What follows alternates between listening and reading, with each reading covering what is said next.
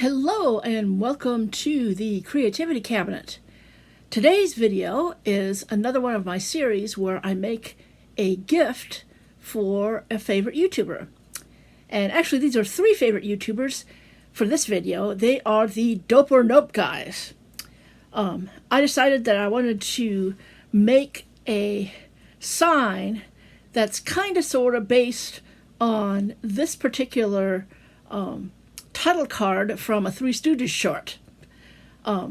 So I found the perfect thing at Dollar Tree for that. I found one of these. And I'm going to transform this into a Dope or Nope sign. So let's get to making art.